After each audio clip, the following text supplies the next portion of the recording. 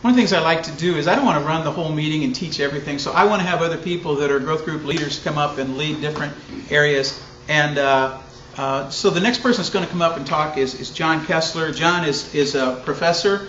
He's an excellent communicator. He's an advisory board member here at the church. But probably most importantly to me, he's a growth group leader. And he does an excellent job. And so we asked him, how do you facilitate discussion in a group? How do you get people communicated and keep things going in that way? And John's going to come and teach us on that. All right? Okay. Thank you. All right. I thought I was going after Gary, so I wasn't as nervous until just now when you introduced me, so that's great. No, it's good. All right, 6:15. You said 30 minutes to 3 hours? Or okay. I don't think so. Excellent. No. So Mitch asked me to come and talk to you just a little bit about facilitating discussions within your group and that kind of stuff. How many of you guys, when the curriculum you're using or the book that you're using is coming already prepackaged with discussion questions and those sorts of things? One person. Okay, good. So this will be helpful, I think, for those who do have something that's already prepackaged together and a way of sort of evaluating some of the discussion questions that they have for you, and for those who are sort of creating your own, give you some ideas about that. I think that when it comes to facilitating a discussion, there's really two skills that are required to do that and do that well. And the first is to be able to ask effective questions. So for those of you who like to fill in your blanks, the first blank is effective questions, right? And so there's 4 different types of questions that you'll end up asking your group members. And the first is what we call opening questions or icebreakers. And so other blanks there. Opening questions or icebreakers. And if you look inside your 3-ring binder, Mitch was kind enough to have a list of icebreaker questions actually in there. And so, am I correct, Mitch? It's that in the very front of the 3-ring binder on the left-hand side, not actually inside the binder itself.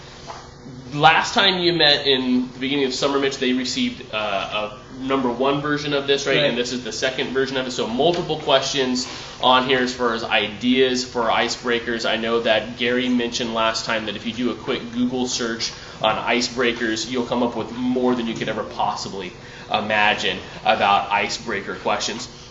Now the key with these icebreaker questions, these opening questions, is that you're really wanting to use these to kind of get to know the group members, especially when you're first starting out, right? If it's a group that hasn't met together before, or if you've never met each other before, you want to use these questions to really kind of get that cohesiveness with the group, right? How do we get to know each other? Basic things, even just like what's your name, how did you come to the church?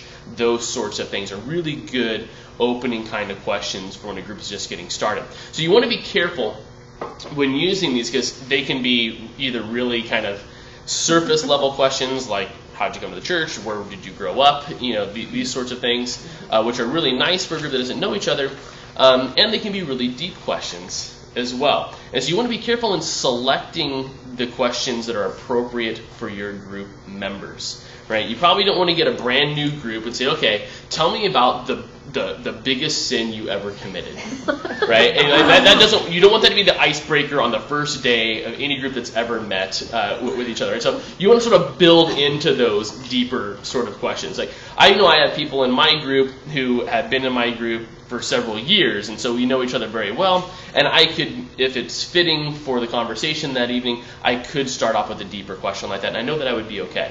But if I have a new group I'm doing this time around, if I have new people in the group, I'm not going to start with those kind of questions. So read through these and pick them wisely for what you want to use them for. Do you want to use the icebreaker just merely as a information gathering tool, just to kind of get to know each other, some basic information? Do we have things in common? What's your favorite sport?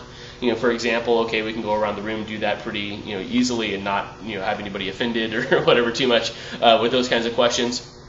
Or are you wanting to use it to set up the teaching or the discussion that's going to be taking place? that week, right? Do you have a specific topic in mind, a specific story you're going to be talking about or whatever? And you might want to use the icebreaker as a way of leading into that. And so pick the right question depending on what it is you're trying to do.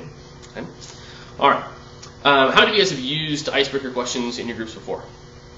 Good. So everybody, how has that gone? Has it worked well for you in the past? Have you had icebreakers that bombed really bad that you could share with the group and know what not to do? Ray, yeah, you want to share? Don't ask what was your most embarrassing moment unless you really know the decorum of the group. I asked that once and it was my most embarrassing moment to ask the question. Nice. So what is your most embarrassing moment? Yeah, because you never know what someone's going to come out with at that particular moment. Yeah. Interesting. Anybody else want to share? Good. So for everybody else, you've done it. It's worked well, I'm assuming. Anybody just say, I'm not into icebreakers. I don't do it at all. I'm just not comfortable with it for any reason. Surprising. I thought for sure there'd be at least one person who's just like, you know what, I'm just not into this. So that's good. All right. So I don't have to sell anybody on icebreakers. Excellent.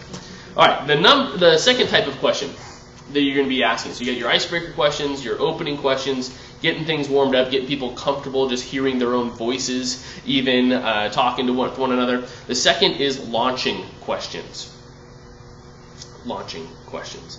And these are really going to get you kind of going into your study, sort of launching the discussion on the topic at hand, what's going on. There's 3 different types of things that you might be asking in these sorts of questions. Questions like, well, what do I know?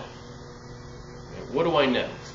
After reading this text, after reading this scripture, right, what do we know about this? Right? Are there factual things that we know now at this point? Recognize, though, if you ask these questions about facts, these are not going to be great discussion starters, right? But what they will do is at least make sure that everybody in the group is on the same page. Right? If Jesus says that there's some sort of commandment or whatever, or gives you a list of something, right? Do we all agree that this is what's being said? It's a statement of fact.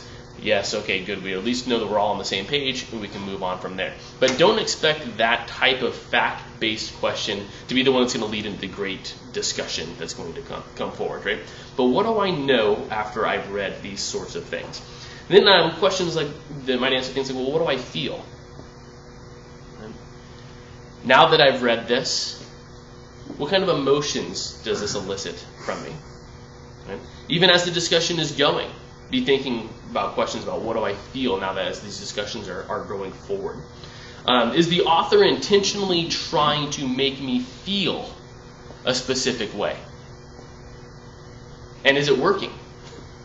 Am I feeling the way I think the author wants me to feel? Or is there something else that's going on behind these emotions that are happening? Right? Those sorts of questions can get people thinking, get people expounding on those things. Questions like, what should I do? Is there a specific response that's required or suggested from the text? And is it required of everyone? Or is it only specific to certain people? Those sorts of questions. And if we're supposed to respond, have we? And if not, why not? Those sorts of questions can get things rolling. Now, if you have a curriculum that's already prepackaged with questions for you, you might want to look through them and start thinking about what types of questions they're actually providing. Are they fact-based only questions? Are they questions that if you use them that you're going to get yes or no kinds of responses and there's going to be a bunch of chirping and dead air in your conversation? Or are they questions that are going to elicit more deeper discussion? Okay.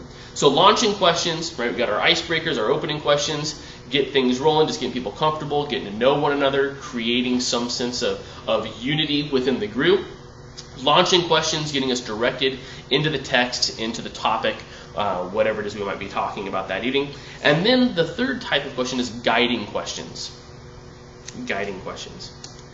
And this is where I think a good discussion leader really has to work.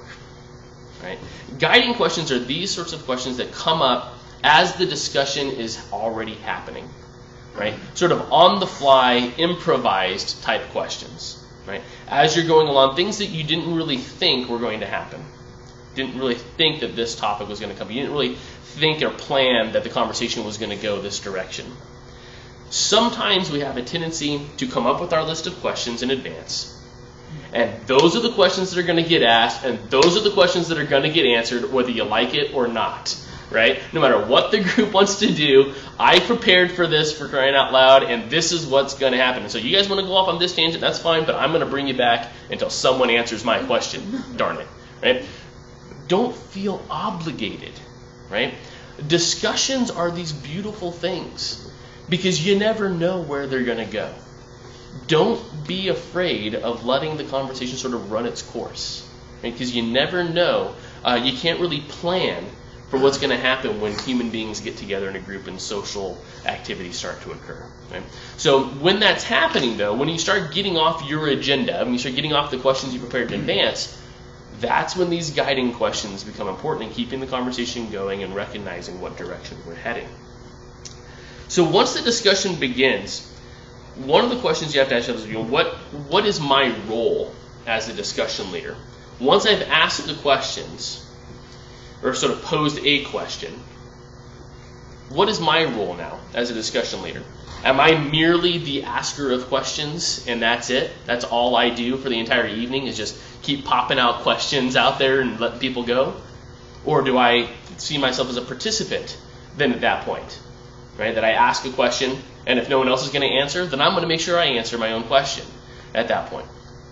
Is it a mixture of the two? Right? Some people feel more comfortable just throwing out questions and letting people go. Other people, though, sometimes make the mistake of, if no one wants to answer your question, feeling like you have to be the one who answers it then. So don't stifle the conversation by answering every single question you ask. Right? You want to leave room for other people to talk. And this is, I think, the biggest mistake that discussion leaders will make is that they get uncomfortable with the silence. Right? You've already thought about these questions in advance because you've prepared the questions. This is the first time the group members are hearing the questions. So you need to give them a chance to sort of process what the question is, right? Before you just sort of jump in. So I think that's the number one mistake you can make is jumping in too soon and trying to answer your own questions. Okay? So pick a balance between asking questions and participating in the group, but don't be the only one participating in the group. Right? If you see that you're talking too much yourself, you might want to step back out of that role. All right.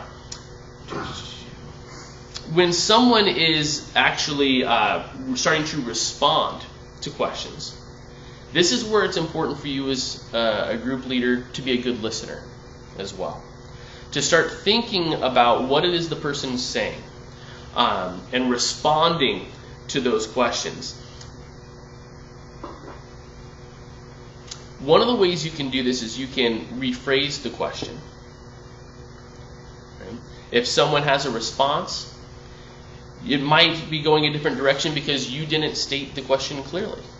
Maybe it's obvious from the response you're getting that they don't really understand what you were asking. So you might need to rephrase it. Maybe the response is actually asking a better question than what you had asked. And so use that as a springboard into other questions for the rest of the group. It's important, though, when you're doing this and you're listening to what people are saying, that you actually know what the person is saying, and that when you rephrase the questions, part of it is clarifying. I want to make sure that I understood what you're saying. Right? You can be paraphrasing what someone said in that particular moment. That allows them to know that, hey, look, I was heard. They actually understood what I said. This is great. But don't be the person who paraphrases everything that every person says. Right? Don't feel like you have to be, after every person makes a response, say, oh, good, what I hear you saying is blah, blah, blah, blah, blah. Is that correct? Yes. Oh, good. Well, let's ask someone else to respond now. If you do that for every single person talking to me, it's just going to be really awkward. Right? So don't be that socially awkward person who feels like you have to be responding to every single person's comments every single time. Right? Because sometimes it's just going to start happening naturally and people are going to start springboarding off one another. So let it go. Don't feel like you have to script the whole thing in advance. The conversation can't be scripted. Right?